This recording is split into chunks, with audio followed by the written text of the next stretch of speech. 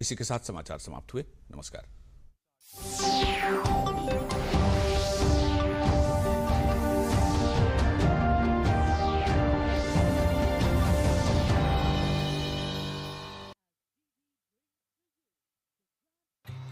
अरे क्या हुआ मुन्ना?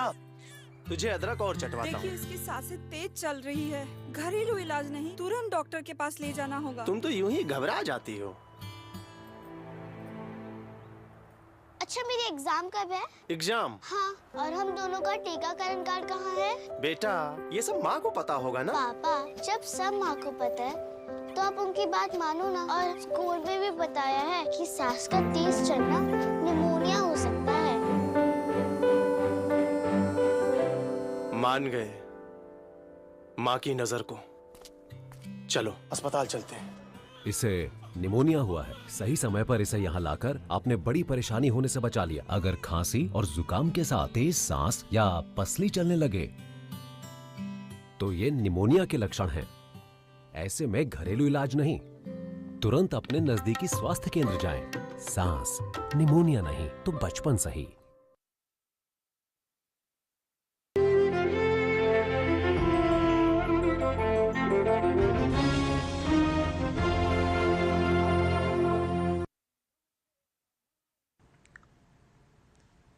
नमो नमः प्रिय छात्र छात्राओं, मैं डॉक्टर लक्ष्मीनारायण यादव, प्रवक्ता संस्कृत, राजकीय हुसैनाबाद इंटर कॉलेज लखनऊ, एक बार फिर से संस्कृत विषय के अंतर्गत अभिज्ञान शाकुंतलम नाटक के इस तृतीय व्याख्यान के साथ उपस्थित हुआ हूँ। सर्वप्रथम हम व्याख्यान का परिचय प्राप्त कर लेते हैं। इस व्याख्यान के अंतर्गत हम पूर्व व्याख्यान की पुनरावृत्ति करेंगे, यानी जो हमने तृतीय व्याख्यान के पहले जो हम आज पढ़ रहे हैं, इसके पहले हमने जो द्वितीय व्याख्यान का अध्ययन किया उसमें क्या पढ़ा उसका अध्ययन करेंगे। नाट्यांश व श्लोक संख्या 15, 16 तथा 17 की हिंदी व्याख्या, अन्वय तथा काठिन्य शब्दार्थ निवारण होगा, सूक्ति वाक्यों की व्याख्या की जाएगी तथा व्याकरणात्मक टिप्पणी तथा काव्य शास्त्रीय तत्वों पर प्रकाश डाला जाएगा। अंत में हम अभ्यास कार्य के द्वारा पढ़े गए व्याख्यान का अभ्यास देखेंगे। तो हम प्रारंभ करते हैं पूर्व व्याख्यान का पुनरावलोकन के साथ। इससे पहले के व्याख्यान हमने नाट्यांश व श्लोकों का संदर्भ प्रसंग देखा तथा गौतमी के कथन जाते ज्ञात जन सिंधाभिर अनुज्ञात गमनास से प्रारंभ करके शकुंतला गति भंगम रूपयित्वा को नु खलवेश तक के नाट्यांश की हिंदी व्याख्या व काठिन्य निवारण, श्लोक संख्या 12, 13, 14 की अन्वय सहित हिंदी व्याख्या, व्याकरणात्मक टिप्पणी व अभ्यास कार्य, ये हमारा पूर्व व्याख्यान का परिचय है। अब हम यहाँ से इस व्याख्यान का प्रारंभ करते हैं, जो कि आज नाट्यांश और श्लोक तथा अन्वय के साथ। जिस मृग को शकुंतला ने पुत्र के समान पाला था, वह मृग आज उसकी विदाई के समय शकुंतला के पैरों को नहीं छोड़ रहा है। अब उस मृग के विषय में शकुंतला का क्या वक्तव्य है, इस व्याख्यान का प्रारंभ शकुंतला के उसी वक्तव्य से हो रहा है। शकुंतला कहती है, वत्स किम सहवास परित्यागिनी माम अनुसरसी अचिर प्रसूतया जनन्या विना वर्धितेयो इदानीमपि मया विरहितं त्वां तातः चिन्तयिष्यति निवर्तस्व तावत्। पुत्र किम सहवास परित्यागिनी माम अनुसरत्सि, पुत्र साथ छोड़कर जाने वाली क्यों मेरा तुम अनुसरण कर रहे हो, मेरे पीछे क्यों आ रहे हो। अचिर प्रसूतया, जन्म के कुछ समय बाद ही माता के मृत होने पर उसके बिना तुम मेरे द्वारा पाले गए हो। इदानीम अपि मया विरहितम, आज से मेरे बाद, यानी आज से मेरे जाने के बाद, त्वाम तुम्हें तातस चिंतयिष्यत, पिताजी पालेंगे, पिताजी तुम्हारा ध्यान रखेंगे। निवर्तः सुतावत, इसलिए तुम वापस लौट जाओ। इति रुदती प्रस्थिता, ऐसा कहकर रोती हुई प्रस्थान करती है शकुंतला। काश्यपः, श्लोक के माध्यम से वसंत तिल का छंद है, हम सस्वर उच्चारण करेंगे। उत्पक्ष्मणोर्नयनयोरुपरुद्धवृत्तिं वाष्पं कुरु स्थिरतया विरतानुबन्धम् अस्मिन्नलक्षितनतोन्नत भूमिभागे मार्गे पदानि खलु ते विस्मी भवन्ति। शकुंतला को समझाते हुए काश्यप कहते हैं, अन्वय के साथ हम शब्दार्थ देखते हैं, उत्पक्ष्मणोह नयनयोह उपरुद्ध वृत्तिम वाष्पम स्थिरतया, यानी ऊपर उठी हुई बरौनियों से युक्त नयनों वाले, ऊपर उठी हुई बरौनियों से युक्त नेत्रों वाले इन आंखों में, नेत्रों वाले इन आंखों में दर्शन शक्ति को रोकने वाले आंसुओं को धैर्य के साथ रोको। क्योंकि दर्शन शक्ति को रोकने वाले जो ये तुम्हारे आंसू हैं जो आंखों में आ गए, इनको अपने धैर्य के साथ रोको। क्योंकि अस्मिन अलक्षित नतोन्नत भूमि भागे, क्योंकि अलक्षित नतोन्नत भूमि भागे यानी जो दिखाई नहीं पड़ रही इस प्रकार की ऊंची नीची जमीन पर के इस मार्ग पर तुम्हारे पैर लड़खड़ा रहे हैं। क्योंकि जब तुम्हारी आंखों में आंसू हैं तो ये बराबर से पैर तुम्हारे नहीं पड़ रहे हैं, इसलिए ये लड़खड़ा रहे हैं। अतः तुम इन आंसुओं को धैर्य के साथ रोको। ऐसा कहने पर अगले नाट्यांश व कठिन शब्दों के अर्थ के साथ में सारंगरव, जब उन्होंने ऐसा कहा, शकुंतला जब के प्रति कर्ण ऋषि ऐसा कहते हैं,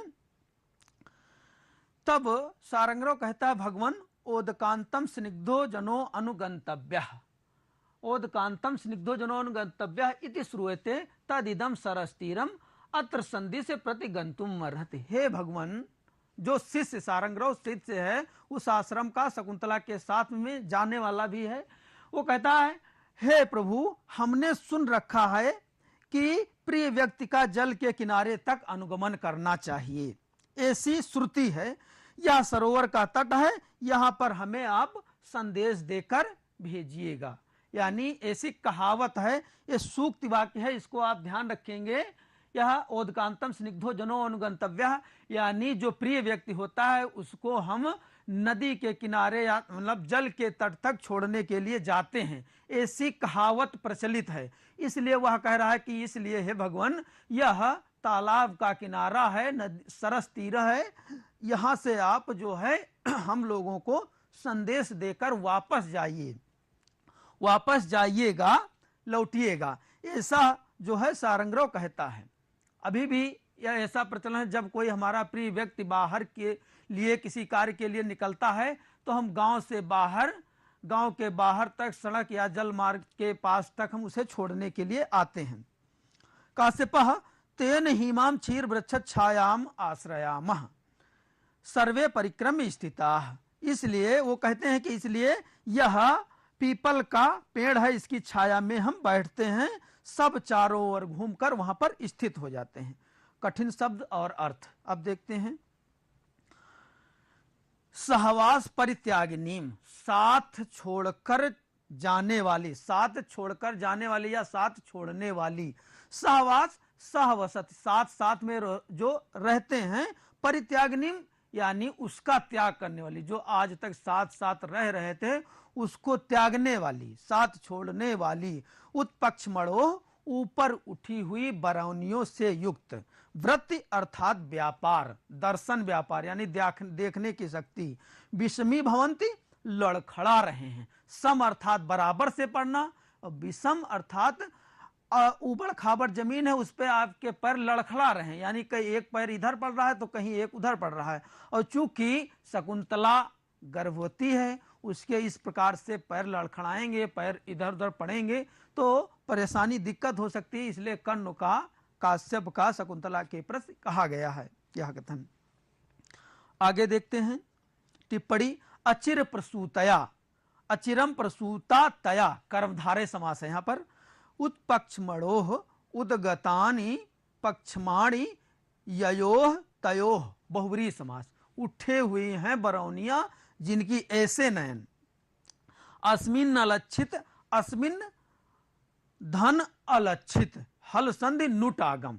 यहां पर देखते हैं कि अस्मिन् न हलंत है, अलक्षित है, संधि कार्य में ये नुट आगम के विषय में कहा गया है कि यदि गमोह स्वाद अच गमुड़ नित्यम, ऐसा सूत्र कहा गया है, गमोह स्वाद अच गमुड़ नित्यम, यानी यदि ह्रस्व स्वर के बाद, अच अर्थात स्वर, यानी ह्रस्व स्वर के बाद यदि गा, ड़ा और ना इनमें से कोई वर्ण आते हैं तो, यानी अच अर्थात स्वर और ह्रस्व स्वर के बाद इनमें से कोई वर्ण आते हैं तो उसके बाद में स्वर होने पर उसी के समान जैसा वर्ण उसके स्थान पर आगम होता है। जैसे अगर अंगा आएगा तो अंगा का आगम होगा, यहां पर ना आया है इसलिए इस ना का यहां पर आगम होकर ना यहां पर आ जाता है। ठीक, वसंत तिलका छंद जिसका लक्षण आप जानते ही हैं, उगता वसंत तिलका तवजा जगौगा। वसंत तिलका छंद की एक यह विशेषता भी है कि इसमें प्रत्येक चरण में 14 वर्ण होते हैं, उन्हीं पर यति होती है। काव्यालिंग अलंकार है, अलंकार काव्यालिंग, इसका लक्षण बताते हुए कहा गया है काव्यालिंगम हेतु वाक्य पदार्थता, यानी काव्यालिंग का अलंकार वहां होता है जहां पर हेतु का वाक्यार्थ अथवा पदार्थ के रूप में कथन करना हो, यानी वाक्यार्थ अथवा पदार्थ के रूप में हेतु अर्थात कारण का जहां पर कथन किया जाता है वहां पर काव्यालिंग अलंकार होता है। यहां पर शकुंतला के जो नेत्रों में आंसू हैं उनको रोकने में स्थिरता कारण है, इसलिए यहां पर काव्यालिंग अलंकार है। आगे हम देखते हैं नाट्यांश व श्लोक और अन्वय। काश्यपः आत्मगतम, मन में वे सोचते हैं, किम नु खलु तत्र भवतो दुष्यंतस्य युक्त रूपम अस्माभि संदेष्टव्यम, क्यों मैं माननीय दुष्यंत के लिए कौन सा उचित संदेश भेजूं इति चिंतित, ऐसा कहकर विचार करने लगते हैं। शकुंतला इसी बीच में जब वे ऐसा सोचने लगते हैं, इसी बीच में शकुंतला जनांतिकम, जनांतिक के माध्यम से हला पश्य नलिनी पत्रांतरितम अपि सहचरम पश्यन्त्यातुरा चक्रवाक्या रटति दुष्करम अहम करोमीति। वो कह रही है सखी देखो, नलिनी पत्रांतरितम अपि, कमल के पत्ते के ओट में हुआ भी, बैठा हुआ भी, सहचरम अपश्यन्त्या आतुरा, वह कमलनी के पत्ते के ओट में बैठा है लेकिन उसको वह नहीं देख पा रही सहचरी, इसलिए वह सोचती है चक्रवाक्या रटती, वो चिल्ला कर बोल रही है। चकवा जो है कमलनी के पत्ते के ओट में बैठा है किंतु चकवी नहीं देख पा रही है, इसलिए वह जोर जोर से चिल्ला रही है, दुष्कर्म अहम करूं, मैं बहुत ही कठिन कार्य कर रही हूं, मैं बहुत ही दुष्कर कर रही हूं कि मैं अपने प्रेमी को नहीं देख पा रही हूं, यह बहुत ही दुष्कर कार्य कर रही हूं। अनुसुईया सखी मयोम मंत्रयसु, ऐसा नहीं बोलते हैं सखी, ऐसा मत कहो, क्यों नहीं कहते हैं, क्योंकि ऐसा आप प्रियण बिना गमयत रजनी विषाद दीर्घ तराम गुरुआ अपि विरह दुख आशा बंधा सहायति, क्योंकि यह भी जो चकवा चकवी है उनके बारे में कह रही है कि यह भी ऐसा भी प्रियण बिना, अपने प्रिय के बिना दुख से भरी हुई लंबी लंबी रातें व्यतीत करती है, क्योंकि आशा का बंधन बड़े से बड़े दुख को सहने की शक्ति प्रदान करता रहता है। चकवा चकवी के बारे में यह प्रसिद्ध है कि रात में दोनों जोड़े अलग हो जाते हैं और दिन में एक साथ रहते हैं। वह चकवी रात, सारी रात दुख से भरी हुई सारी रात में अपने प्रिय के मिलन का इस आशा के साथ कि सवेरा होगा, हमारा फिर से मिलन होगा, सारी रात व्यतीत कर देती है। वही उसी बात के लिए वह कहती, ऐसा प्रयोग कई जगह कालिदास जी ने किया है। इस चीज को ध्यान रखना है कि जो यह दिया गई है सूक्ति वाक्य है, गुरुवाप यानी बड़े से बड़ा दुख, आशा रूपी बंधन बड़े से बड़े दुख को सहने की शक्ति प्रदान कर देता है। मेघदूतम में भी इन्होंने कहा है, आशा बंधा कुसुम सदरस प्रायसो ही अंगना नाम,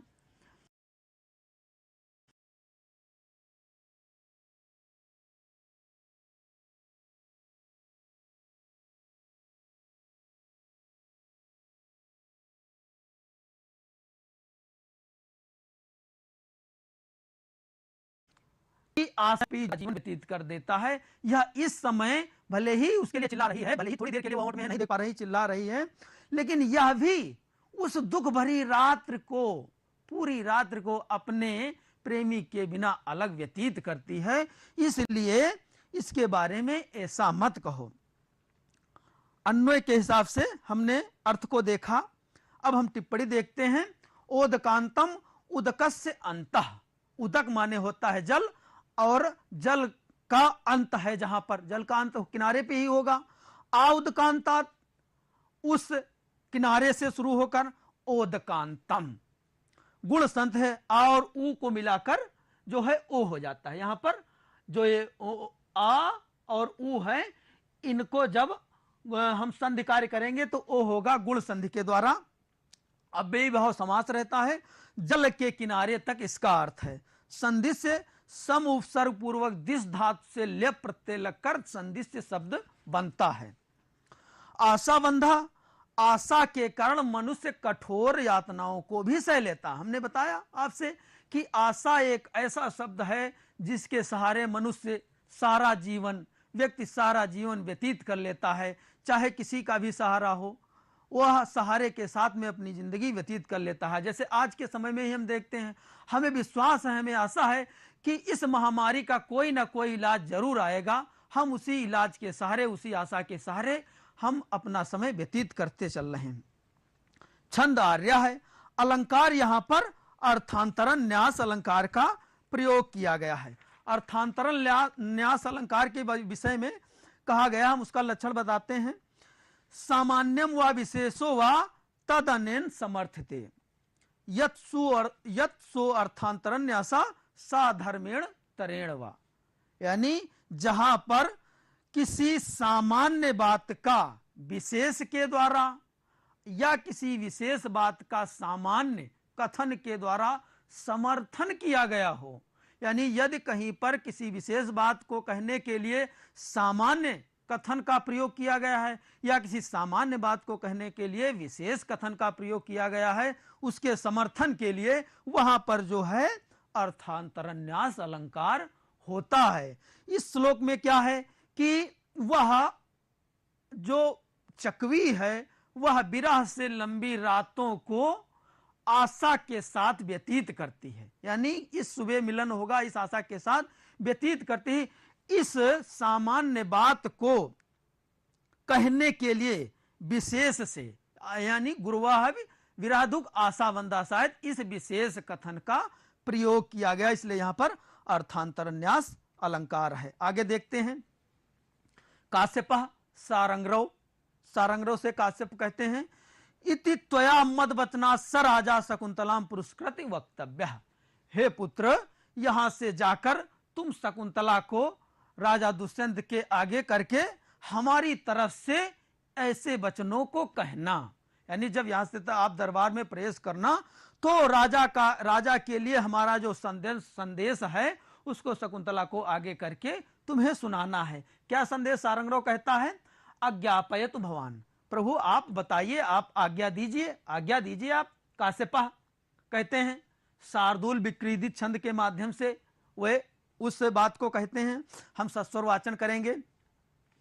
अस्मान साधु विचिन्त्य संयम धना नुचैः कुलं चात्मनः स्त्वय्यस्या कथमाप्य बान्धव कृतां स्नेहा प्रवृत्तिं च तां सामान्य प्रतिपत्य पूर्वकमिमं दारे सुद्रस्या त्वया भाग्याय तमतः परं न खलु यतद् वाच्यं वधू बंधुभिः। कथम व गौतमी मन्यते, जिस श्लोक के माध्यम से उन्होंने जो बात कही है उसके विषय में गौतमी से समर्थन के रूप में प्राप्त करते हैं। अब हम इसका अर्थ अन्वय के आधार पर समझेंगे। बहुत ही इंपॉर्टेंट, बहुत ही अच्छा और बहुत ही सदाचार पूर्ण यह श्लोक है। बहुत ही ध्यान से इसे हम समझेंगे। जब शकुंतला को तुम आगे करना तो हमारी बात कहने के लिए संयम धनान अस्मान कहते हैं। अस्मान संयम धनान, हम संयम रूपी धन वाले, जो हमारा संयम ही हमारा धन हो कहते हैं, उसके बारे में। और आत्मना उच्च कुलम, अपने ऊंचे कुल के विषय में, यानी तुम्हारा कुल, तुम्हारी परंपरा इतनी ऊंची है, तुम्हारा खानदान इतना ऊंचा है, उसके बारे में। त्वचा अस्या कथम अपि आबांधव करताम ताम स्नेह प्रवृत्तिम, तुम्हारे द्वारा ही कराया गया है। यह शकुंतला के अंदर जो प्रेम उत्पन्न किया गया है, जो प्रेम शकुंतला के अंदर तुम्हारे प्रति हुआ है, जो यह विवाह हुआ है, यह तुम्हारे द्वारा ही कराया गया है। किसी बंधु बांधव, भाई बहन या आश्रम के किसी अन्य व्यक्ति के द्वारा नहीं कराया गया है। उसके बारे में भी तुम्हें विचार करना है। यानी एक तो यह सोचना कि संयम रूपी धन वाले हम लोग अपने लिए कहते हैं, दूसरी तुम्हारा ऊंचा कुल है, तीसरे तुम जो है शकुंतला के अंदर खुद प्रेम को उत्पन्न करने वाले हो। शकुंतला ने जो तुमसे विवाह किया वह तुम्हारे कहने पर किया, किसी भाई बहन या घर के किसी व्यक्ति ने नहीं कहा उससे। इन सब बातों को विचार करके, इन बातों का विचार करके फिर त्वया इयम दारेश सामान्य प्रतिपत्ति पूर्वकम दृश्या, तुम्हें इस अपनी पत्नी को अन्य सभी अपनी महारानियों में समान गौरव वाली समझना। यानी हम ये नहीं कहते हैं कि उसको जो है महारानी बना दो या सबसे ज्यादा उसे गौरव दो, सबसे ज्यादा सम्मान दो, हम ये नहीं कह रहे हैं। हम ये कह रहे हैं कि इन सब बातों का ध्यान रखते हुए तुम इसे समान गौरव वाली देखना, समझना। यानी सबके बराबर इसे भी सम्मान देना, ना इससे हम कह रहे हैं कि ज्यादा दीजिएगा और कम भी हमें बर्दाश्त नहीं है, हम संयम रूपी धन वाले हैं, ऐसा उनका संदेश है। बाकी इसके आगे हमें नहीं कहना चाहिए, बाकी इसके आगे जो होगा वह भाग्य के अधीन है। अतः परम भाग्यायतम तत् खलु बंधु बंधु भी नावाच्यम, आगे इसके हमें भाई भाई जो है नहीं कहना चाहिए, हमारा अधिकार नहीं, जो इसके भाग्य में होगा इसे प्राप्त होगा। कठिन शब्द और उसका निवारण हम देखते हैं। मद वचनात्, मेरी ओर से, वो कह रहे हैं, काश्यप कह रहे हैं कि तुम मेरी ओर से, यानी हमारी बातों को उनसे, इस शकुंतला को आगे करके कहना। अबांधव कृताम, बांधव कृताम नहीं, ये मत सोचना कि भाई बहन ने या घर के अन्य व्यक्ति ने, आश्रम के किसी व्यक्ति ने तुम्हारे लिए इस शकुंतला के अंदर प्रेम उत्पन्न कराया है, जो तुमने इससे विवाह किया है यह तुम्हारे द्वारा ही कहा गया था। गंधर्व विवाह, हमने आपको शकुंतलम की कथा के बारे में बताया था कि राजा दुष्यंत ने ही शकुंतला से गंधर्व विवाह का प्रस्ताव रखा था। ठीक, सामान्य प्रतिपत्ति, सबके बराबर गौरव वाली, और ये भी बात है, हम ये नहीं कहते हैं इसे महारानी ही बना दो, इसको सबके बराबर गौरव वाली ही समझना। ये नहीं कि कम इसको आप समझो या ज्यादा समझो, हमें ऐसी कोई आशा नहीं है। आगे हम टिप्पणी देखते हैं। संयम धनान, संयम एव धनम एसाम तान, संयम ही है धन जिसका, इस प्रकार के साधु। माम, उन्होंने माम का प्रयोग नहीं किया, संयम धनान अपने लिए प्रयोग किया है काश्यप ने। बहुत बड़ी बात यहां पर कही उन्होंने, बहुव्रीहि समास है। स्नेह प्रवृत्तिम, स्नेहस्य प्रवृत्तिम तत्पुरुष समास है, स्नेह की प्रवृत्ति स्वभाव। भाग्य आयत्तम, भाग्य आयत्तम तत्पुरुष समास, भाग्य से आना, यानी इसके अतिरिक्त जो बातें हैं वो भाग्य के अधीन है, भाग्य से ही आएंगी, उसके बारे में हमें नहीं कहना है। आयत, आ उपसर्ग पूर्वक यद धातु से अत्प्रत्यय लगकर आयत बना। शार्दूल विक्रीडितम छंद है, शार्दूल विक्रीडित छंद का लक्षण है सूर्यास्वई मस जस ततः स गुरवः शार्दूल विक्रीडितम, यानी सूर्यास्वई, सूर्य अर्थात सूर्य की 12 राशियां, ठीक, सूर्य की 12 राशियां, अश्वई यानी अश्व के 7 जो है कुल उसकी प्रजातियां, ये 12 7 19, यानी 7 दोनों 19, यानी शार्दूल विक्रीडित छंद में 19 वर्णों पर जो है प्रत्येक क्षण को रखा जाता है, यानी प्रत्येक चरण में 19 वर्ण होते हैं और 12 तथा 7 पर यति होती है। हमने पढ़ा ना, इसी छंद के लक्षण में ही देख लेंगे, आ जाएगा सूर्यास्वई मस जस ततः स गुरवः, यहां पर आएंगे 12, शार्दूल विक्रीडितम यहां पर 7 आएंगे, ये कुल 19 वर्ण हो जाएंगे। अप्रस्तुत प्रशंसा अलंकार यहां पर है, अप्रस्तुत प्रशंसा अलंकार के बारे में भी देख लेते हैं। अप्रस्तुत प्रशंसा या सैव प्रस्तुत आश्रया, यानी प्रस्तुत अर्थ की प्रतीत कराने वाले जो अप्रस्तुत अर्थ की प्रशंसा का वर्णन है वह अप्रस्तुत प्रशंसा अलंकार है। यहां पर माम ना कहकर उन्होंने संयम धना कहा है, इसलिए यहां पर जो है अप्रस्तुत प्रशंसा अलंकार है। यानी उन्होंने माम का प्रयोग नहीं किया गया, जो प्रस्तुत है उसका प्रयोग नहीं किया है, उसके लिए प्रस्तुत अर्थ की प्रतीत कराने के लिए, यानी अर्थ वही निकल रहा है कि मैं, संयम रूपी धन वाला मैं, ऐसा, लेकिन प्रयोग उन्होंने नहीं किया। उन्होंने उस प्रस्तुत अर्थ की प्रतीत कराने के लिए अप्रस्तुत संयम धना, यानी संयम रूपी साधुओं का तो उस समय दिखाई नहीं दे रहा है ना, वो तो उनके चरित्र में, उनके स्वभाव में है, लेकिन काश्यप तो सदा उपस्थित हैं, वो दिखाई दे रहे हैं। इसलिए यहां पर अप्रस्तुत प्रशंसा अलंकार है। प्रश्नों को देख लेते हैं। सहवास पर त्यागनीम कहा अनुसरसी पुत्र कृतका मृगा, यानी पुत्र के समान पाला गया मृग ही वह जो है अनुसरण कर रहा है शकुंतला का। वृद्धा तापसी का गौतमी, गौतमी वृद्धा तापसी, आश्रम की वृद्धा तापसी गौतमी ही है। ओदकांतम स्निग्धो जनो अनुगंतव्य कस्य उक्ति सारंगरवस्य, यानी सारंगरव वहां पर कहता है कि हे भगवान, स्नेही व्यक्ति को, यानी जिससे हम प्रेम करते हैं, जिससे अधिक मानते हैं, उसे तालाब के किनारे तक छोड़ने जाना चाहिए, ऐसी कहावत है। इस कहावत को सारंगरव कहता है। आश्रम से कुलपति ही अस्ति, आश्रम के कुलपति कौन है? आश्रम से कुलपति कर्णः अस्ति काश्यपः अस्ति। आप दोनों नामों का प्रयोग कर सकते हैं। कर्ण के दो नाम हैं, एक काश्यपः एक कर्ण, ठीक, दोनों नामों का आप प्रयोग कर सकते हैं।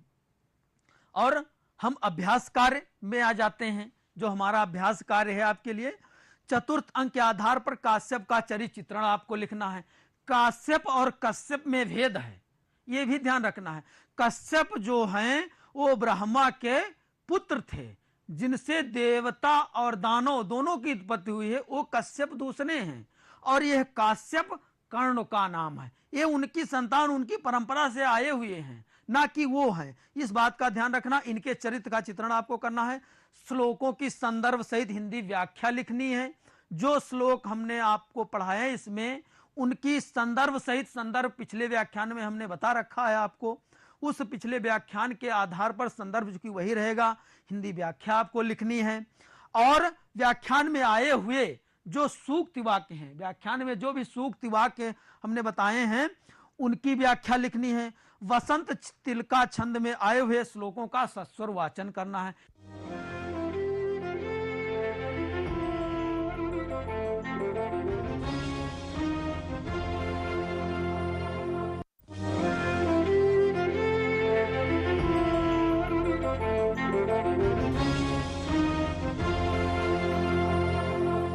मैं आदेश गंगवार, राजकीय बालिका इंटर कॉलेज फतेहगढ़, माध्यमिक शिक्षा परिषद उत्तर प्रदेश प्रयागराज के अंतर्गत आज इस प्रसारण के माध्यम से आपको श्री राम नरेश त्रिपाठी के जीवन परिचय, उनकी रचनाओं, साहित्य में उनका स्थान, उनके काव्य की विशेषताएं तथा उनकी कविता स्वदेश प्रेम के बारे में चर्चा करेंगे। इसके अंतर्गत कविता में आए शब्दार्थ, संदर्भ, व्याख्या के साथ साथ इस कविता के काव्यगत सौंदर्य की भी चर्चा करेंगे। इस पाठ को पढ़कर आप सीख सकेंगे कि श्री राम नरेश त्रिपाठी के जीवन परिचय के बारे में, कवि की रचनाओं के बारे में, कवि के साहित्यिक अवदान के बारे में एवं कवि के साहित्य में स्थान के बारे में, स्वदेश प्रेम कविता के संदर्भ, प्रसंग एवं व्याख्या के बारे में, स्वदेश प्रेम कविता द्वारा दी गई प्रेरणा के बारे में, स्वदेश प्रेम कविता के काव्य सौंदर्य के बारे में। स्वदेश प्रेम पाठ को पढ़ने के पूर्व आप जानते हैं काव्य विकास के इतिहास के बारे में, द्विवेदी युग के साहित्य के योगदान के बारे में, भूमंडल में भारत की स्थिति के बारे में, भारत के प्राचीन इतिहास के बारे में एवं हमारे पूर्वजों के बारे में, सूर्य, चंद्रमा, हिमालय एवं समुद्र के बारे में, काव्य सौंदर्य के तत्व के बारे में। राम नरेश त्रिपाठी का जन्म सन 1889 ईस्वी में जौनपुर उत्तर प्रदेश जनपद के अंतर्गत कोहरीपुर ग्राम के एक साधारण कृषक परिवार में हुआ था। इनके पिता पंडित रामदत्त त्रिपाठी एक ईश्वर भक्त ब्राह्मण थे। इनके ऊपर अपने पिता तथा घर के धार्मिक वातावरण का बहुत प्रभाव पड़ा। केवल 9वीं कक्षा तक पढ़ने के पश्चात इनकी पढ़ाई छूट गई। बाद में इन्होंने स्वतंत्र रूप से हिंदी, अंग्रेजी, संस्कृत, बंगला तथा गुजराती का गंभीर अध्ययन किया और साहित्य साधना को ही अपने जीवन का लक्ष्य बनाया। ये हिंदी साहित्य सम्मेलन प्रयाग के प्रचार मंत्री भी रहे। इन्होंने दक्षिण भारत में हिंदी के प्रचार का सराहनीय कार्य किया। सन 1962 ईस्वी में इनका स्वर्गवास हो गया। त्रिपाठी जी मननशील, विद्वान तथा परिश्रमी थे। ये द्विवेदी युग के उन साहित्यकारों में से हैं जिन्होंने द्विवेदी मंडल के प्रभाव से पृथक रहकर अपनी मौलिक प्रतिभा से साहित्य के क्षेत्र में कई कार्य किए। ये स्वच्छंदतावादी कवि तथा लोकगीतों के सर्वप्रथम संकलन करता थे। काव्य, कहानी, नाटक, निबंध, आलोचना तथा लोक साहित्य आदि विषयों पर इनका पूर्ण अधिकार था। इनकी रचनाएं हैं पथिक, मिलन और स्वप्न, खंडकाव्य, मानसी स्फुट कविता संग्रह, कविता कौमुदी, ग्राम्य गीत, संपादित, गोस्वामी तुलसीदास और उनकी कविता, हिंदी साहित्य का संक्षिप्त इतिहास, आलोचना, वीरांगना, बीरबाला और लक्ष्मी, उपन्यास, सुभद्रा, जयंत और प्रेमलोक, नाटक, 30 दिन मालवीय जी के साथ, संस्मरण, श्री रामचरितमानस की टीका, बुद्धि विनोद, आकाश की बातें, फूल रानी तथा बाबर, बाल साहित्य, महात्मा बुद्ध तथा अशोक जीवन चरित्र। त्रिपाठी जी आदर्शवादी थे। इनकी रचनाओं में नवीन आदर्श और नव युग के संकेत हैं। इनके द्वारा रचित पथिक और मिलन नामक खंड काव्य अत्यंत लोकप्रिय हुए।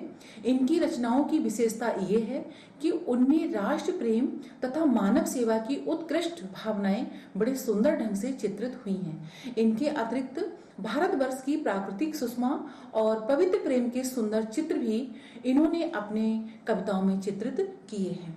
प्रकृति वर्णन के क्षेत्र में त्रिपाठी जी का योगदान उल्लेखनीय है। इन्होंने प्रकृति को आलंबन और उद्दीपन दोनों रूपों में ग्रहण किया है। इनके प्रकृति चित्रण की विशेषता ये है कि जिन दृश्यों का वर्णन इन्होंने किया है वे इनके स्वयं देखे हुए अनुभूत दृश्य हैं। त्रिपाठी जी की भाषा भावानुकूल, प्रभावपूर्ण, सरल एवं सरस खड़ी बोली है। उसमें माधुर्य और ओजगुण की प्रधानता है। संस्कृत के तत्सम शब्दों एवं समास पदों का भाषा में आधिक्य है। शैली अत्यंत प्रभावपूर्ण है, जिसके अंतर्गत राष्ट्र प्रेम, मानवता एवं नैतिकता का चित्रण हुआ है। छंद का बंधन त्रिपाठी जी को स्वीकार नहीं था। इन्होंने प्राचीन और आधुनिक दोनों ही प्रकार के छंदों में काव्य रचनाएं की हैं। रस की दृष्टि से इनका काव्य श्रृंगार शांत और करुण रस की त्रिवेणी है। इनकी रचनाओं में अलंकार भावों के साथ स्वतः ही आ गए हैं। अनुप्रास, रूपक, उपमा, उत्प्रेक्षा आदि अलंकारों के सुंदर प्रयोग हुए हैं।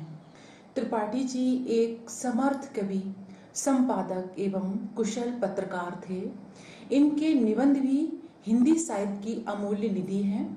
इस प्रकार त्रिपाठी जी कवि, निबंधकार, संपादक आदि के रूप में हिंदी साहित्य में सदैव जाने जाएंगे। अब हम स्वदेश प्रेम कविता का जो पहला पद है उसका वाच्य में हम व्याख्या करेंगे। अतुलनीय जिसके प्रताप का साक्षी है प्रत्यक्ष दिवाकर, घूम घूम कर देख चुका है जिनकी निर्मल कीर्त निशाकर, देख चुके हैं जिनका वैभव ये नव के अनंत तारागढ़, अगणित बार सुन चुका है नव जिनका विजय घोष रण गर्जन। शब्दार्थ: अतुलनीय जिसकी तुलना न की जा सके, प्रताप अद्भुत तेज, साक्षी प्रत्यक्ष दृष्टा, निर्मल माने मल रहित स्वच्छ, कीर्ति यश, दिवाकर सूर्य, निशाकर चंद्रमा, वैभव ऐश्वर्य, नव माने आकाश, तारागण तारों का समूह, अगणितवार अगणितवार अनेक बार, नव आकाश, रणगर्जना युद्ध की गर्जना। संदर्भ: प्रस्तुत काव्यांश हमारी पाठ्य पुस्तक हिंदी के काव्य खंड में संकलित स्वदेश प्रेम नामक शीर्षक से लिया गया है, जो कि महाकवि रामनरेश त्रिपाठी के काव्य संग्रह स्वप्न से उद्धत है। विशेष: इस शीर्षक के सभी पदांशों के यही संदर्भ प्रस्तुत होगा। महान कवि रामनरेश त्रिपाठी जी ने इस पद्यांश में भारत की अतीत की गौरव गाथा को प्रस्तुत किया है। व्याख्या। कवि कहता है कि हे भारतीयों, तुम उन पूर्वजों की संतान हो जिनके बल और पराक्रम का प्रत्यक्ष प्रमाण ये सूर्य है। सूर्य ने उनका अतुलनीय प्रताप देखा है और जिनकी धवल और स्वच्छ यश को ये चंद्रमा घूम घूम कर देख चुका है और ये अनंत तारागण उनके ऐश्वर्य को देख चुके हैं और ये आकाश भी अनेकों बार उन महान पूर्वजों का विजय की घोषणा और युद्ध की गर्जना सुन चुका है। काव्य सौंदर्य। कवि ने भारतीय पूर्वजों का अद्भुत तेज, ऐश्वर्य और वीरता का गरिमामयी वर्णन किया है तथा अनुकरण करने को अप्रत्यक्ष रूप से प्रेरित किया है। भाषा संस्कृत निष्ठ खड़ी बोली है। शब्द शक्ति, अभिधा, शैली भावात्मक, रस वीर, गुण ओज, छंद मात्रिक छंद, अलंकार अनुप्रास, मानवीकरण, पुनरुक्ति प्रकाश आदि। अब हम स्वदेश प्रेम के दूसरे पद का वाचन करेंगे। शोभित हैं सर्वोच्च मुकुट से, जिनके दिव्य देश का मस्तक गूंज रही है सकल दिशाएं, जिनके जय गीतों से अब तक जिनकी महिमा का है अविरल, साक्षी सत्य रूप हिम गिरवर उतरा करते थे विमान दल, जिसके विस्तृत बच स्थल पर। शब्दार्थ। शोभित शोभायमान, सर्वोच्च सबसे ऊंचा, दिव्य अलौकिक, गूंज गुंजायमान, सकल समस्त, अविरल निरंतर, साक्षी गवाह, सतरूप सत्य स्वरूप, हिम गिर वर बर्फ से ढका हुआ सर्वश्रेष्ठ हिमालय, विमान दल विमानों के दल, विस्तृत विशाल बक्ष सीना। प्रसंग। इन पंक्तियों में कवि ने स्वर्णिम समय का स्मरण करते हुए देश प्रेम का संदेश दिया है। व्याख्या। कवि श्रेष्ठ रामनरेश त्रिपाठी जी कहते हैं कि हमारे पूर्वजों के अलौकिक देश भारत का मस्तक हिमालय पूर्वत की सर्वोच्च चोटियों के मुकुट से शोभायमान है। हमारे पूर्वजों के विजय गीतों से संपूर्ण दिशाएं अब तक गुंजायमान हैं। ये ही तो वे पूर्वज थे जिनकी महिमा की गवाही आज भी सत्य स्वरूप वाला श्रेष्ठ हिमालय निरंतर दे रहा है, अथवा जिनकी महामहिमा की गवाही आज भी हिमालय जैसे सर्वश्रेष्ठ पर्वत के रूप में हमारे सामने है। ये बड़ी महिमामयी धरती है जिसके विशाल बच स्थल पर विमानों के समूह उतरते थे। काव्यगत विशेषताएं। यहाँ पर स्वदेश प्रेम का भाव तथा पूर्वजों की गरिमा का वर्णन है। भाषा साहित्यिक खड़ी बोली है। शब्द शक्ति अविधा, शैली भावात्मक और वर्णात्मक, रस वीर, गुण ओज, छंद मात्रिक, अलंकार अनुप्रास रूपक, मानवीकरण आदि। अब हम अगले पद का वाचन करते हैं। सागर निज छाती पर जिनके अगणित अर्णव पोत उठाकर पहुंचाया करता था प्रमुदित भूमंडल के सकल तटों पर, नदियां जिसकी इशधारा सी बहती हैं अब भी निस्वासर, ढूंढो उनके चरण चिन्ह भी पाओगे तुम इनके तट पर। शब्दार्थ। सागर माने समुद्र, निज स्वयं, अगणित अनगिनत, अर्णवपोत समुद्री जहाज, प्रमुदित प्रसन्न होकर, भूमंडल पृथ्वी मंडल, सकल समस्त, निस्वासर रात दिन। प्रसंग। कवि प्राचीन भारत की महिमा का वर्णन कर रहा है। व्याख्या। प्रस्तुत पद्यांश में कवि कहता है कि हमारे पूर्वज ऐसे थे कि जिनकी सेवा में समुद्र भी स्वयं उनकी सेवा में तत्पर रहता था। वह उनके अनगिनत जहाजों को अपनी छाती पर प्रसन्नता पूर्वक उठाकर पृथ्वी के समस्त तटों पर पहुंचाया करता था। हमारे पूर्वजों की यश कीर्ति नदियों की धारा के रूप में आज भी दिन रात बह रही है।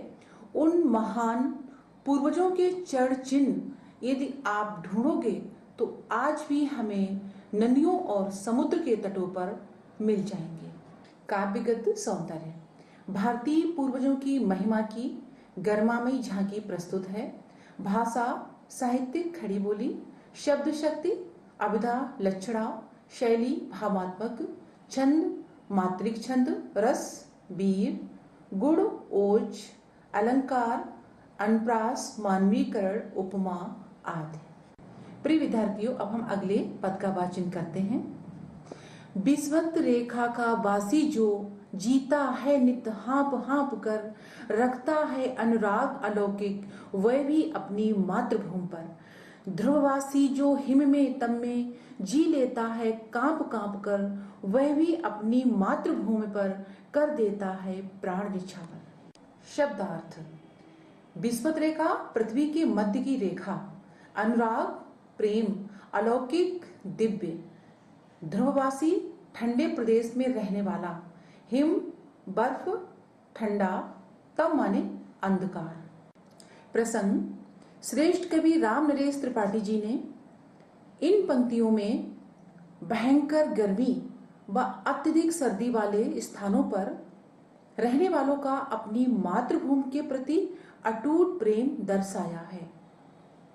व्याख्या कवि कहता है कि पृथ्वी के मध्य की रेखा पर रहने वाला व्यक्ति जहां पर अत्यधिक गर्मी पड़ती है, वह उन कष्टों को भी सहन करके हाँप हाँप कर जी लेता है।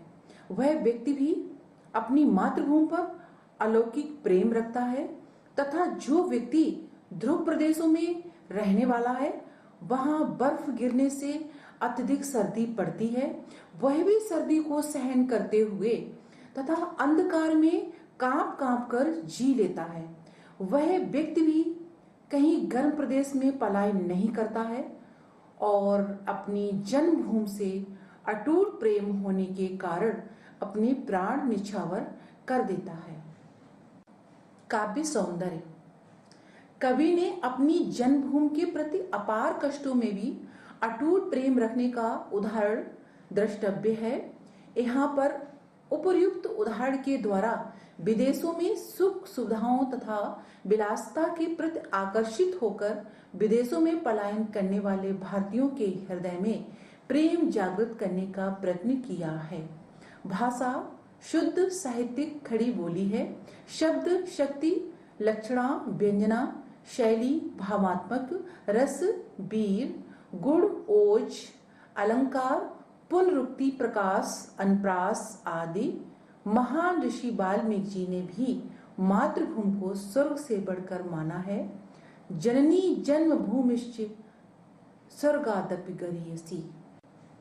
अगला पद, तुम तो हे प्रिय बंधु स्वर्ग सी, सुखद सकल विभवों की आकर, धरा शिरोमणि मातृभूमि में धन्य हुए हो जीवन पाकर। तुम जिसका जल अन्न ग्रहण कर, बड़े हुए लेकर जिसकी रज, तन रहते कैसे तज दोगे, उसको हे वीरों के वंशज। शब्दार्थ स्वर्गसी स्वर्ग के समान, सकल समस्त, विभव ऐश्वर्यो, आकर भंडार, धरा शिरोमणि धरती पर श्रेष्ठ, जमीन धरती, रज माने धूल, तन माने शरीर, तज त्याग, वंशज माने संतान। प्रसंग प्रस्तुत पंक्तियों में कवि ने भारत भूमि को स्वर्ग के समान तथा पृथ्वी पर सर्वश्रेष्ठ बताकर देश प्रेम की प्रेरणा प्रदान की है। व्याख्या त्रिपाठी जी लिखते हैं कि हे प्रिय बंधुओं, तुम तो ऐसी मातृभूमि जो कि पृथ्वी पर सर्वश्रेष्ठ है तथा स्वर्ग के समान सुख देने वाली तथा समस्त प्रकार के ऐश्वर्यों की भंडार है, पर जमीन पाकर धन्य हो गए हो। कवि आगे प्रश्न करता है कि हे वीरों की संतान, जिस भूमि पर तुमने जल अन्न ग्रहण किया है तथा जिसकी धूल मिट्टी में खेलकर बड़े हुए हो, तुम उसे अपने शरीर के रहते हुए कैसे त्याग सकते हो। अर्थात भाव ये है कि मातृभूमि माँ के समान होती है, अतः इसकी रक्षा करना तुम्हारा पहला कर्तव्य है। काव्यगत सौंदर्य भारत की भूमि समस्त भूमंडल पर श्रेष्ठ है, क्योंकि यहाँ पर 6 ऋतुएं क्रम से आती हैं। जन्म देकर बड़ा करने वाली मातृभूमि के प्रति दायित्व का बोध कराया गया है। भाषा शुद्ध, साहित्यिक खड़ी बोली, शब्द शक्ति, अभिधा, लक्षणा, शैली उपदेशात्मक, भावात्मक, रस शांत, वीर, गुण प्रसाद, ओज, अलंकार, अनुप्रास, उपमा आदि अलंकार हैं। अगला पद, जब तक साथ एक भी दम हो अवशिष्ट एक भी धड़कन, रखो आत्म गौरव से ऊंची, पलकें ऊंचा, सिर ऊंचा मन, एक बूंद भी रक्त शेष हो, जब तक मन में है शत्रुंजय, दीन वचन मुख से न उचारो, मानो नहीं मृत्यु का भी भय। शब्दार्थ, दम माने शक्ति, सांस, अवशिष्ट शेष बाकी, रक्त खून, शत्रुंजय शत्रु को जीतने वाले, दीन कायरता दुखी, उचारो माने बोलो। प्रसंग, प्रस्तुत पदांश में महान कवि रामनरेश त्रिपाठी जी ने आत्म सम्मान एवं स्वाभिमान का संदेश दिया है। व्याख्या, कवि कहता है कि हे भारतवासियों, जब तक तुम्हारे शरीर में एक भी सांस हो तथा एक भी धड़कन बची हो, तब तक अपने आत्म गौरव से हमेशा ऊंची पलकें रखो, मस्तक ऊंचा रखो तथा अपना मनोबल ऊंचा रखो। आगे कवि कहता है कि हे शत्रुओं को जीतने वाले भारतीयों, जब तक तुम्हारे शरीर में एक भी बूंद खून की शेष हो, तब तक मन में कायरता न लाओ और तब तक कभी दीन वचन अपने मुख से मत बोलो तथा सामने साक्षात मृत्यु खड़ी हो उसका भी भय मत मानो। भाव ये है कि अपने पूर्वजों की भांति आत्मसम्मान तथा स्वाभिमान से जीवन जियो। काव्यगत सौंदर्य, भारतीय वीरों को आत्मगौरव की प्रेरणा दी गई है। भाषा शुद्ध, साहित्यिक खड़ी बोली है। शब्द शक्ति, अभिधा, लक्षणा, शैली उपदेशात्मक, छंद प्रत्येक चरण में 16-16 मात्राओं वाला मात्रिक छंद है। रस वीर, गुण ओज, अलंकार पुनरुक्ति प्रकाश, अनुप्रास पद मैत्री आदि। अगला पद, निर्भय स्वागत करो मृत्यु का, मृत्यु एक है विश्राम स्थल, जीव जहां से फिर चलता है, धारण कर नव जीवन संभल। मृत्यु एक सरता है जिसमें श्रम से कातर जीव नहाकर, फिर नूतन धारण करता है, काया रूपी वस्त्र बहाकर। शब्दार्थ, निर्भय भय रहित, विश्राम स्थल विश्राम करने का स्थान, संबला सहारा, सरिता नदी, श्रम माने परिश्रम, कातर पीड़ित, नहाकर स्नान करके, नूतन नवीन नया, काया शरीर। प्रसंग, प्रस्तुत पंक्तियों में महान कवि रामनरेश त्रिपाठी जी ने कहा है कि अपनी मातृभूमि के हेतु अपने प्राणों की बाजी लगा देनी चाहिए। वास्तव में मृत्यु एक शाश्वत सत्य है जो मात्र शरीर का परिवर्तन है, आत्मा तो अमर है। व्याख्या, त्रिपाठी जी लिखते हैं कि हे भारतवासी वीरों, तुम मृत्यु से डरो मत, वह तो शाश्वत है, उसका स्वागत करो।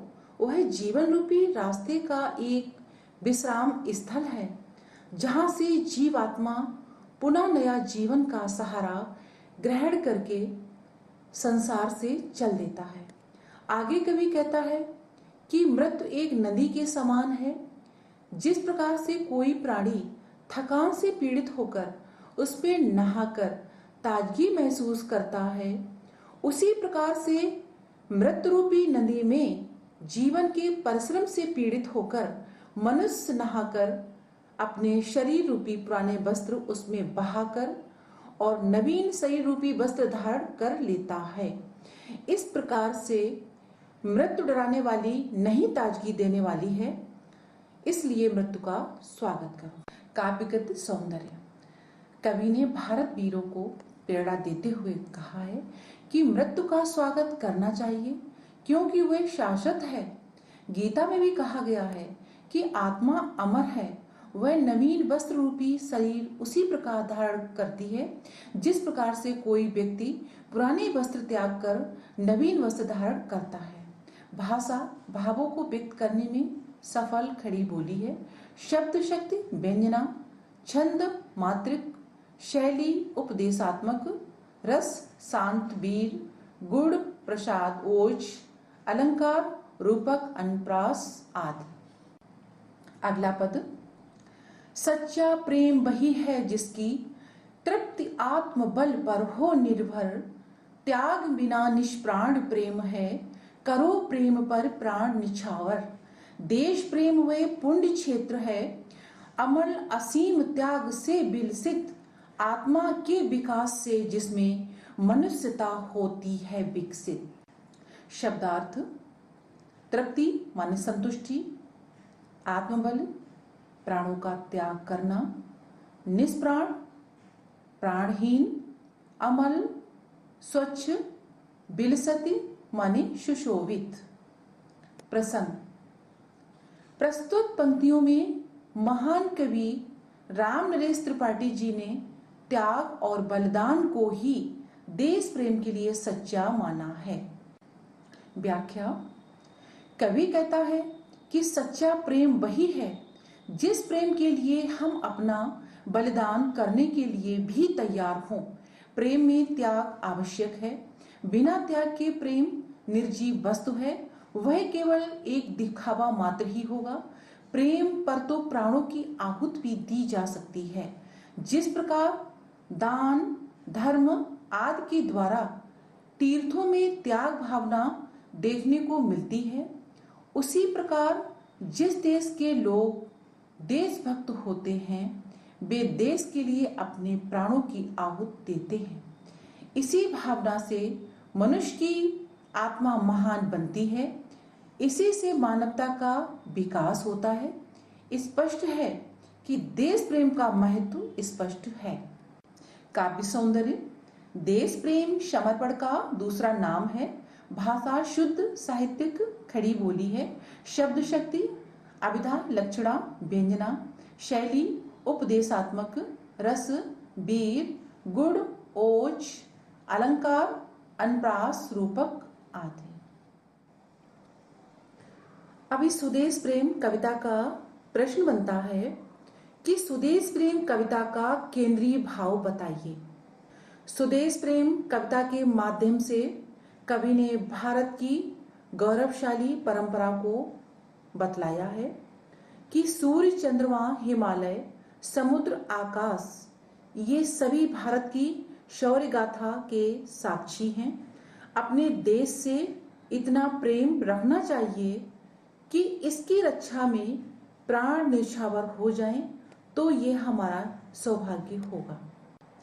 आपने इस पाठ को पढ़कर सीखा है कि श्री राम नरेश त्रिपाठी के जीवन परिचय के बारे में, उनकी रचनाओं के बारे में एवं उनके साहित्यिक अवदान के बारे में, भूमंडल में भारत की स्थिति के बारे में, द्विवेदी युग में इनके स्थान के बारे में, कविता स्वदेश प्रेम के शब्दार्थ संदर्भ प्रसंग एवं व्याख्या के बारे में, स्वदेश प्रेम कविता द्वारा दी गई प्रेरणा के बारे में, कविता स्वदेश प्रेम में काव्य सौंदर्य के बारे में।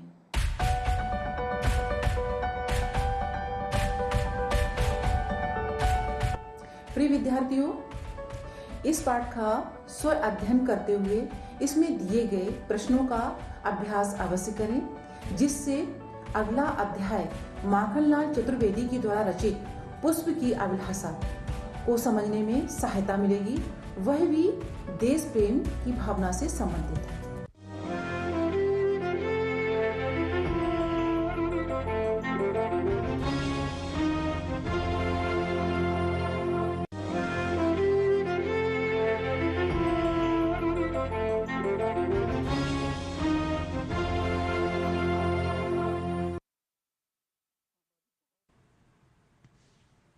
नमो नमः प्रिय छात्र छात्राओं, मैं डॉक्टर लक्ष्मण यादव, प्रवक्ता संस्कृत, राजकीय हुसैनाबाद इंटर कॉलेज।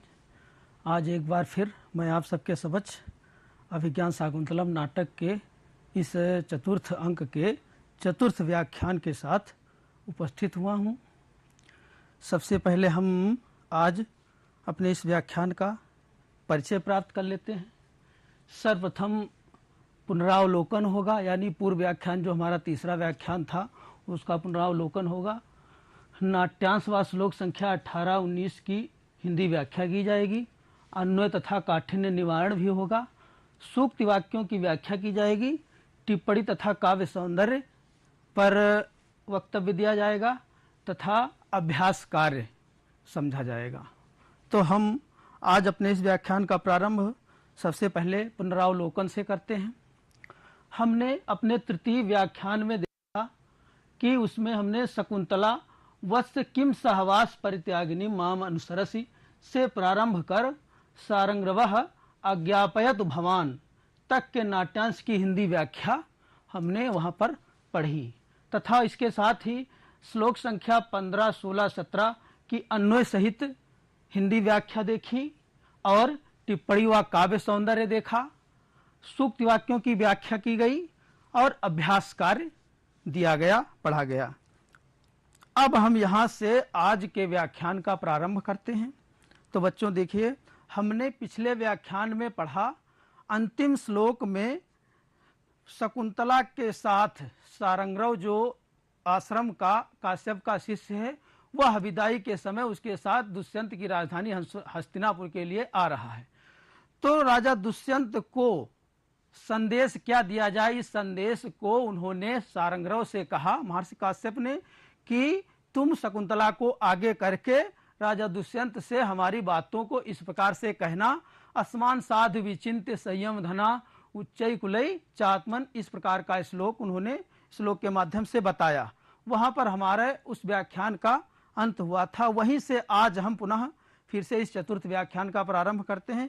सारंगरवः, वो जो उपदेश उन्होंने संदेश दिया दुष्यंत को, उसके विषय में सारंगरव कहता है, क्योंकि उसी से कहा गया है सारंगरवः गृहीतः संदेश, हे भगवान हमने संदेश ग्रहण कर लिया। गृहीतः संदेशः, हमने संदेश ग्रहण कर लिया।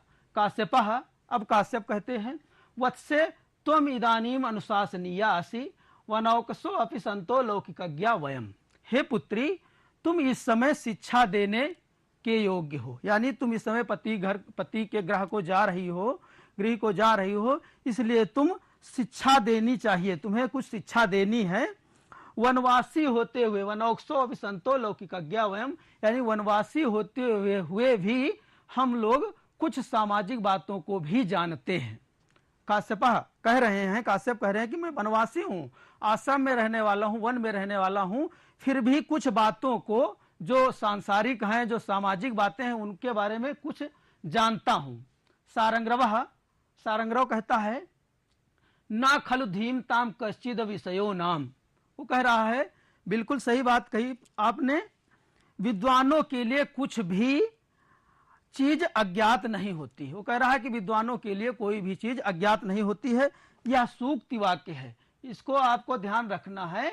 ना खलु धीमताम कश्चिद विषयो नाम, अर्थात विद्वानों के लिए, धीमताम अर्थात विद्वान, जो धीम यानी बुद्धि से युक्त हैं, विद्वान हैं, उनके लिए कोई भी विषय अज्ञात नहीं होता है, चाहे वो वनवासी हो और चाहे वो सांसारिक हो, उनको सभी विषयों का ज्ञान होता है। यह बात सारंगरव जो है काश्यप के विषय में कह रहा है।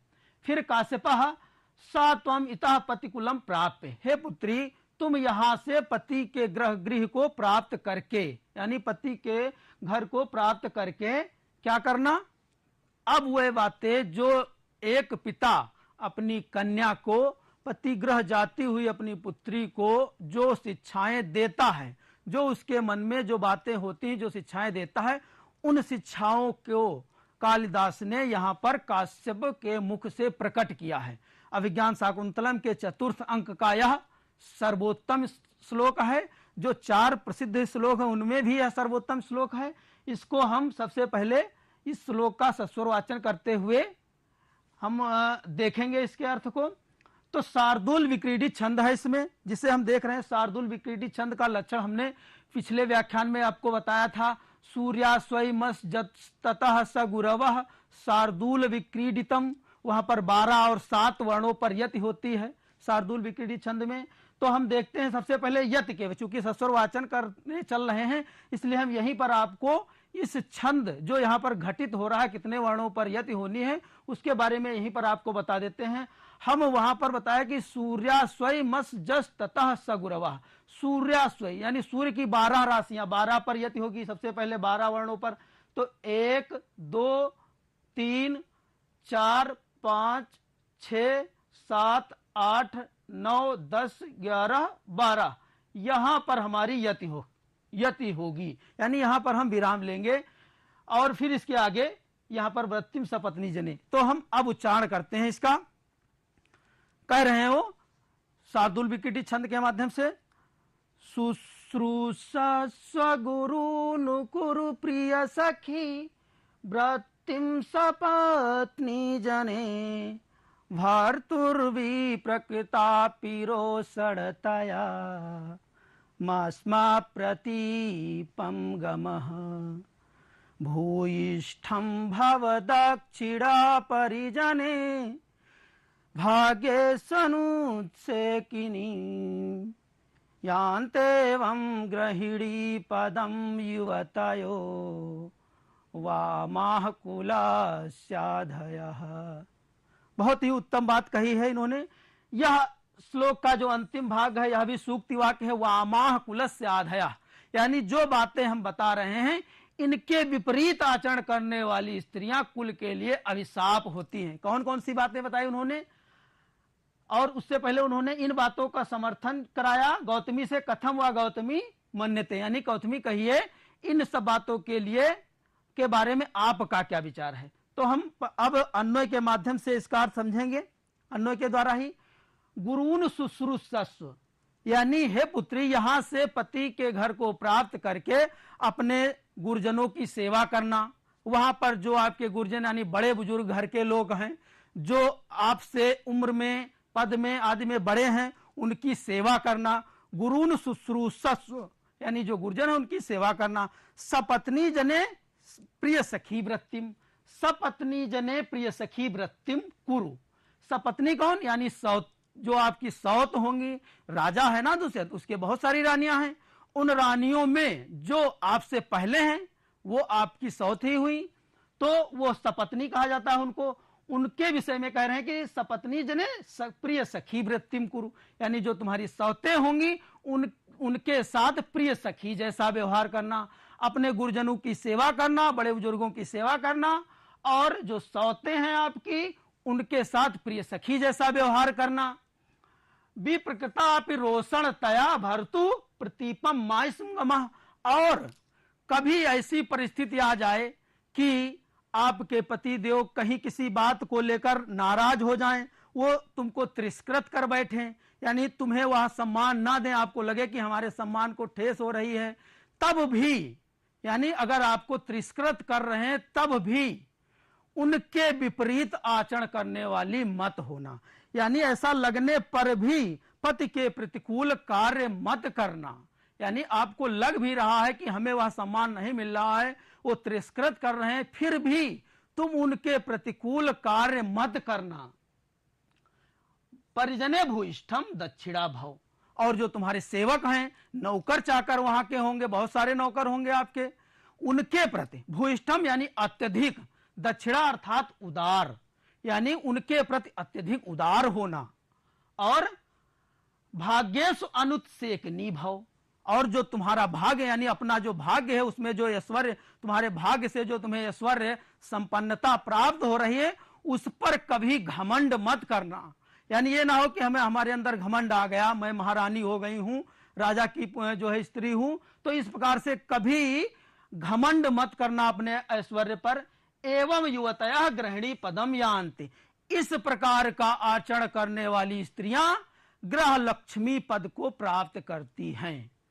जो हमने बात बताई, यानी गुरुजनों की सेवा करना, और जो क्या कहते हैं जो सौते हैं उनके साथ प्रिय सखी जैसा व्यवहार करना, पति के विपरीत आचरण करने वाली ना होना और सेवकों के प्रति उदार रहना, ऐसे आचरण करने वाली स्त्रियां ग्रह लक्ष्मी पद को प्राप्त करती हैं। वामाह कुलस्य आधया, और इसके विपरीत जो भी है ऐसा आचरण करने वाली स्त्रियां कुल के लिए अभिशाप होती हैं। इस प्रकार उन्होंने समझाया। टिप्पणी के माध्यम से देख लेते हैं। लौकिक अज्ञाह, लौकिक बातों को जानने वाले, लौकिक बातों को जानने वाले, लोक पद से ठई प्रत्यय लगकर लौकिक शब्द बनता है, यानी लोक शब्द से ठई प्रत्यय लगेगा तब लौकिक शब्द बनेगा। लौकिकम जानन्ति इति लौकिक अज्ञाह, यानी लौकिक बातों को जानने वाला लौकिक अज्ञा। लौकिक उपपद पूर्वक ज्ञा धातु से का प्रत्यय लगकर लौकिक अज्ञा शब्द बनता है। लौकिक अज्ञा, चूंकि यह जो है पद, यह प्रथमा विभक्ति बहुवचन का रूप है। लौकिक अज्ञा, इस प्रकार से इसकी उत्पत्ति होती है। गुरून, अपने मान्य जनों की, जो तुम्हारे मान्य लोग होंगे, जो आपसे हर चीज में बड़े होंगे, बुजुर्ग होंगे। वृत्ति अर्थात आचरण या व्यवहार। विप्रकतापि, यानी अपमानित होने पर, यानी आपको लगे कि मैं अपमानित हो रही हूं, फिर भी अपमानित होने पर भी। भूयिष्ठम अत्यधिक, भूयिष्ठम अर्थात अत्यधिक। भूयिष्ठम शब्द की उत्पत्ति कैसे होती है देख लेते हैं। बहु शब्द से इष्ठन प्रत्यय लगकर, प्रशंसा अर्थ में इष्ठन प्रत्यय लगता है बहु शब्द से, तब जो है भूयिष्ठ बनता है। कैसे? जैसे इसके लिए कहा गया है, सूत्र दिया गया, अतिशयन तमब इष्ठनो, अतिशयन तमब इष्ठनो से इष्ठन प्रत्यय लगेगा। फिर बहु को भू आदेश होगा, इष्ठन के नकार का लोप होगा, ई की जगह पर ए आदेश होगा, तब भूयिष्ठ शब्द बनेगा। दक्षिणा अर्थात उदार, दक्षिणा का अर्थ हुआ उदार। उत्सेक अर्थात घमंड, उत उपसर्ग पूर्वक सिच धातु से घई प्रत्यय लगकर उत्सेक शब्द बनता है, जिसका अर्थ होता है घमंड। वामाह अर्थात विपरीत आचरण करने वाली स्त्रियां। छंद शार्दूल विक्रीडितम है, जिसका लक्षण हमने बता ही दिया। अलंकार आप देख रहे हैं, यहां पर अर्थांतरण न्यास अलंकार है। अर्थांतरण न्यास अलंकार का लक्षण हमने पिछले व्याख्यान में भी बताया था, आज भी फिर बताते हैं। सामान्यम व विशेषो व यत् तदन्येन समर्थते यत्सो अर्थांतर न्यासा सा धर्मेण तरेण वा, यानी जब किसी सामान्य बात को कहने के लिए किसी विशेष कथन का प्रयोग किया जाए, यानी उसके समर्थन के लिए किसी विशेष कथन का प्रयोग किया जाए, या विशेष बात को कहने के लिए सामान्य कथन का प्रयोग किया जाए उसके समर्थन के लिए, तो वहां पर साधर्म और वैधर्म भेद से अर्थांतरण न्यास अलंकार होता है। यहां जो गृहिणी पदम युवतया गृहिणी पद प्रयोग किया गया है, वहां पर साधर्म से यानी साधारण धर्मों से जो बातें कही गई उन सब का उस गृहिणी पद में समर्थन किया गया है, और वामाह में वैधर्म से उन बातों का यानी विपरीत होने से उन बातों का समर्थन किया गया है, इसलिए यहां पर अर्थांतरण न्यास अलंकार है। आगे देखते हैं नाट्यांश के माध्यम से। गौतमी कहती है, हे पुत्री, गौतमी कह रही, एतवान बधु जनस्य उपदेशः जाते एतत् खलु सर्वम अवधारय। हे पुत्री, यही 9 वधुओं के लिए शिक्षाएं हैं, यही 9 वधुओं के लिए उपदेश हैं। हे पुत्री, इनको ठीक से समझ लो। जैसे कहावत कहते हैं कि इनको गांठ बांध लो, जो बातें कही जा रही हैं इनकी गांठ बांध लो, उसी प्रकार से वो कह रही कि इनको ठीक से समझ लो। काश्यप कहते हैं, वत्से परिस्वजस्व माम सखी जन्म चा। हे पुत्री, आओ तुम हमसे और अपनी सखियों से गले मिलो। शकुंतला कहती है, तात इतेव किम प्रियंवदा अनुसूये सख्यो निवर्त इस्येते। हे पिताजी, क्या यहीं से हमारी दोनों सखियां प्रियंवदा और अनुसूया वापस चली जाएंगी? यानी अभी तो हमें आश्रम छोड़ा ही है, क्या यहीं से वापस चली जाएंगी? काश्यप कहते हैं, वत्से हे पुत्री, इमे अपि प्रदेये, इन्हें भी देना है किसी को, या भी किसी के लिए इन्हें भी किसी को देना है, इनका भी विवाह करना है। ना युक्तम अनयोस तत्र गंतुम, इनका वहां जाना उचित नहीं है। ठीक। त्वया सा गौतमी यास्यति, तुम्हारे साथ गौतमी जाएगी। जो वृद्धा तापसी है आश्रम की, उसके लिए कह रहे हैं कि तुम्हारे साथ गौतमी जाएगी। शकुंतला पितरम आश्लिष्य, पिता को गले लगकर, पिता के गले लगकर कथम इदानीम तातस्य अंकात परिभ्रष्टा मलय तटोन्मूलिता चन्नन लतेव देशांतरे जीवितम धारयिष्यामि। हे पिताजी, कथम इदानीम तातस्य अंकात, किस प्रकार से मैं तुम्हारी गोद से अलग होकर, हे पिताजी मैं किस प्रकार से यहां से तुम्हारी गोद से अलग होकर, आगे परिभ्रष्टा, जिस प्रकार से मलय पर्वत से चंदन की लता भ्रष्ट होकर यानी नीचे गिरकर दूसरी जगह स्थान नहीं पाती है। वो कह रहे हैं कि मलय पर्वत के किनारे से उखाड़ी हुई चंदन लता की तरह, मलय तटोन्मूलिता चंदन लतेव, मलय पर्वत से उखाड़ी गई चंदन लता की तरह देशांतरे जीवितम धारयिष्यामि, किस प्रकार से मैं अन्य जगह पर जीवन धारण करूंगी। काश्यपः वत्से किम्यो कातरासि, हे पुत्री क्यों तुम दुखी हो रही हो, क्यों इस प्रकार से परेशान हो रही हो। आगे कह रहे हैं श्लोक के माध्यम से, यह हरणी छंद है, इसका भी हम सस्वर उच्चारण करेंगे। देखते हैं इस प्रकार से, यहां पर सबसे पहले हम यहीं पर हरणी छंद का लक्षण देख लेते हैं। रसयुग हयन नसो म्रो स्लो गो यदा हरणी तदा, रस युग हयन कहा गया है, रस युग है, इन तीन शब्दों का प्रयोग किया गया है। रस अर्थात 6 रस, मधुर, अम्ल, तिक्त, कटु, कसाय आदि। युग 4 युग, समझ ही रहे आप, है घोड़े की 7 राशियां, ठीक। तो यानी इसमें जो है 6 4 10 और 7 17, यानी प्रत्येक चरण में हरणी छंद में 17 वर्ण होते हैं और 6 4 और 7 पर यति होती है। 6 4 7 पर यहां पर इसमें यति होगी, हम देखेंगे। अभिजनवतो भर्तुः, अभिजनवतो भर्तुः श्लाघे स्थिता गृहिणी पदे विभव गुरुभिः कृत्यैस्तस्य प्रतिक्षणमाकुला तनयं चिरात् प्राचीवार्कं प्रसूय च पावनं मम विरहजां न त्वं वत्से सुचम गणयिष्यसि। कह रहे हैं इस बात को कहने के बाद शकुंतला पितुः पादयो पतति, शकुंतला पिताजी के पैरों पर गिरती है। अन्वय के माध्यम से हम अर्थ समझेंगे। हे पुत्री तुम अभिजनवता भर्तु श्लाघ्य गृहिणी पदे स्थिता, हे पुत्री तुम यहां से महाकुलीन पति के द्वारा प्रशंसनीय ग्रह लक्ष्मी या महारानी के पद पर स्थित होकर तस्य विभव गुरुभी कृत्यै प्रतिक्षणम आकुला, और उसके ऐश्वर्य में, उसकी जो है संपन्नता में, अनेक कार्यों में व्यस्तता के कारण, यानी जब महारानी पद को प्राप्त कर लोगी यहां से जाकर, तब अनेक कार्यों में व्यस्तता के कारण तुम यहां की जो है सारी बातों को भूल जाओगी और अचिरात प्राचीयु अर्कम पावनम तनयम प्रसूई, शीघ्र ही जिस प्रकार पूर्व दिशा सूर्य को जन्म देती उसी प्रकार चक्रवर्ती पुत्र को जन्म देकर तुम हमारे विरह को यानी हमारे वियोग को भूल जाओगी। टिप्पणी के माध्यम से देखते हैं।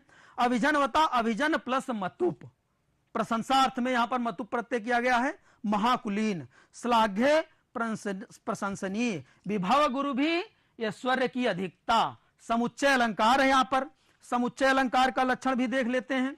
समुच्चय अलंकार में कहा गया है तत् सिद्धि हेतो हेतावे कस्मिन यत्रान यत् तत्करम भवेत समुच्चय असौ, यानी जहां पर किसी कार्य की सिद्धि का एक कारण विद्यमान रहने पर भी जहां अन्य हेतु उसकी सार्थकता यानी साधन में उसके साधक हो जाते हैं, उसकी सार्थकता में साधक हो जाते हैं, सहायक हो जाते हैं, वहां पर समुच्चय अलंकार होता है।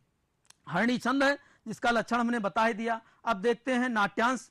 फिर काश्यपा यदि इच्छामि ते तदस्तु, मैंने तुम्हारे लिए जो कामना की है वह पूरी हो। शकुंतला सख्या उपैते, सखियों की ओर जाकर हला द्वे अपि माम सममेव परिस्वजेथाम, हे सखियों तुम दोनों एक साथ मुझे गले मिलो। उनसे कह रही है सख्यो तथा कृत्वा, ऐसा करके यानी एक साथ गले मिलके। सखी यदि नाम स राजा प्रत्यभिज्ञान मंथरो भवेद ततस्तस्मा इदम आत्म नामधेय अंकितम अंगुलीयकम दर्शय। हे सखी, यदि वह राजा पहचानने में, प्रत्यभिज्ञान यानी पहचानने में कहीं कोई गलती करे तो ततस्तस्मा, तो उसको तुम उसके नाम की अंकित यह अंगूठी दिखला देना। शकुंतला कहती है अनेन संदेहन वाम कंपितास्मि, अरे इस संदेश से तो हमारी बाईं आंख, बायां अंग फड़कने लगा है। सख्यो माँ भैसी, सखियां कहती हैं कि माँ भैसी, अरे नहीं ऐसी बात नहीं, अति स्नेह पाप संकी, ऐसी बात नहीं है, अत्यधिक स्नेह ही पाप की आशंका कराता है। यह सूक्ति वाक्य है, स्मरण रखेंगे, यानी वो कह रही अत्यधिक स्नेह ही जो है पाप की आशंका कराता है। सारंगरवा युगांतरम आरूण सविता, अब सारंगरव कहता है कि सूर्य दोपहर तक चढ़ आया है। युग अर्थात पहर, एक पहर में 3 घंटे होते हैं और 8 पहर में 24 घंटे, यानी दिन और रात मिलाकर 8 पहर के होते हैं।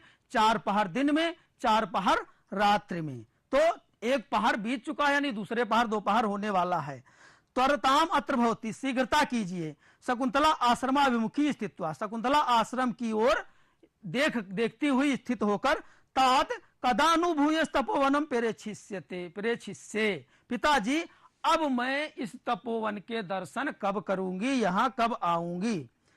इस प्रकार से हमारा आज का यह व्याख्यान यहां से पूरा होता है। अब हम संबंधित प्रश्नों को देख लेते हैं। शकुंतला विदाई की तरफ है, यानी जाने वाली है। वह जब देरी हो रही तो कहती है कि अब मैं जा रही हूं, तो पिताजी अब कब इस आश्रम के दर्शन होंगे। आगे हम फिर अगले अपने जो है व्याख्यान में देखेंगे कि कैसे हुए, उसे बताते हैं। इस बात को लेकर हम देखते हैं संबंधित श्लोक। न खलु धीमताम कश्चित विषयो नाम उक्ति से कह वक्ता अस्ति। हमने बताया न खलु धीमताम कश्चित विषयो नाम उक्ति से कह वक्ता अस्ति सारंगरवः।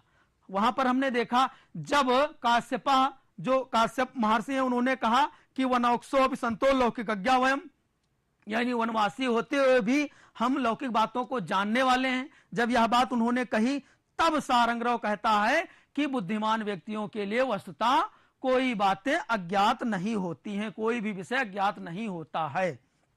इस प्रकार से और कुल से आधया का वामा, कुल के लिए अभिशाप कौन होती है? वामा, यानी विपरीत आचरण करने वाली स्त्रियां। कौन से? उस श्लोक के माध्यम से देखा, सुश्रस्व गुरुन कुर प्रिय सखी, यानी अपने गुरुजनों की सेवा करना, इत्यादि बातें जो वहां पर बताई गई, उनके विपरीत आचरण करने वाली स्त्रियां कुल के लिए अभिशाप होती हैं, ऐसा यहां पर कहा गया। वामा यानी विपरीत आचरण करने वाली स्त्रियां। अभिज्ञान शाकुंतलम नाटक से कह नायक अस्ति। आप जानते हैं कि अभिज्ञान शाकुंतलम जो नाटक है, इसमें 7 अंक हैं। राजा दुष्यंत जो कि हस्तिनापुर का राजा है, वह ही नायक है। नायक कैसा होना चाहिए? धीरोदात्त प्रकृति का, कुलीन, छत्री राजा ही नाटक में नायक होता है। इस प्रकार से अब आगे देखते हैं। अति स्नेह पाप संकी वक्ता का अस्ति। अति स्नेह पाप संकी वक्ता का अस्ति, यह सूक्ति वाक्य हमने वहां पर बताया कि अत्यधिक स्नेह जो है पाप की आशंका कराता है। कैसे? जब प्रियंवदा और अनसुईया ने शकुंतला से कहा कि हे सखी, यहां से जाकर यदि वह राजा तुम्हें पहचानने में किसी प्रकार की अनमानी करे या किसी प्रकार की ऐसी व्यवस्था उत्पन्न हो जाए कि वो तुम्हें नहीं पहचान रहा हो, तो तुम्हें या उसके नाम की अंकित अंगूठी दिखला देना। वस्तुतः यहां पर जो है साप की बात को परोक्ष रूप से अनुसुईया और प्रियंवदा शकुंतला से बता रही हैं। जो दुर्वासा के द्वारा साप दिया गया था उसी को बता रही हैं। तब वो कहती है कि अरे इस प्रकार की बातें, शकुंतला कहती है इस प्रकार की बातें क्यों कहती हो? इससे तो हमारी बायां अंग फड़कने लगा है, जैसे कोई अनिष्ट होने वाला। स्त्रियों का बायां अंग फड़कना और पुरुषों का दाहिना अंग फड़कना अनिष्ट की आशंका कराता है। तो तब वो कहती नहीं, ऐसी कोई बात नहीं। अति स्नेह पाप संख्या, यानी अत्यधिक स्नेह ही पाप की आशंका कराता है। जब हम घर से निकलते हैं, जब कोई प्रिय व्यक्ति हमारा घर से बाहर के लिए निकलता है, तो अनेक प्रकार की शंकाएं हमारे मन में उत्पन्न हो जाती हैं कि यह जा रहा है, अकेले कभी गया नहीं है, या ऐसी कोई घटना रास्ते में ना घट जाए। जब तक वह अपने गंतव्य स्थान पर नहीं पहुंच जाता है, तब तक हमारे अंदर बहुत सी शंकाएं बनी रहती हैं और हम उससे कहते भी बार बार रहते हैं कि बेटा या जो भी है आराम से रहना, इस प्रकार से जाना, रास्ते में यातायात के नियमों का पालन करते रहना, इस प्रकार से जो है कहते रहते हैं। इसीलिए कहा गया अति स्नेह ही पाप की आशंका कराता है। अभ्यास कार्य पे आ जाते हैं। पठित व्याख्यान के आधार पर गौतमी का चरित्र चित्रण करेंगे। गौतमी वृद्धा तापसी है आश्रम की, उसका क्या स्वभाव है, रंगमंच पर कैसे उसके आचरण को प्रस्तुत किया गया है। बहुत ही बुद्धिमान, आश्रम के जो कुलपति हैं महर्षि कर्ण, उनके बाद उसी का नाम आता है। वह इस आश्रम की वृद्धा तपस्वी है, सारी बातों को जानने वाली है, इसलिए उसके हम चरित्र चित्रण उसका करेंगे। यहां पर लिखेंगे श्लोक संख्या 18 की अन्वय के आधार पर व्याख्या करेंगे। श्लोक संख्या जो 18 है, शुश्रूषस्व गुरून् प्रिय सखी, बहुत ही इंपॉर्टेंट श्लोक है। ये शिक्षाएं, ऐसी शिक्षाएं उन्होंने वहां पर दी है। पति के गृह को जाने वाली स्त्रियों को जो शिक्षाएं दी जाती हैं वही वहां पर दी गई हैं, इसलिए उसको हम जो है कायदे से समझकर अन्वय के आधार पर व्याख्या करेंगे। विभिन्न सूक्ति वाक्यों की संदर्भ सहित व्याख्या करेंगे। जो सूक्ति वाक्य हमने बताए इस व्याख्यान में, उनकी संदर्भ के साथ हम जो है व्याख्या करेंगे। श्लोकों का सस्वर वाचन करेंगे। जो श्लोक हमने अभी तक पढ़े हैं उनका सस्वर वाचन करेंगे। ज्यादातर श्लोक वसंत तिल का छंद और आपके शार्दुल विक्रीडित में हैं, इनका हम सस्वर वाचन करेंगे।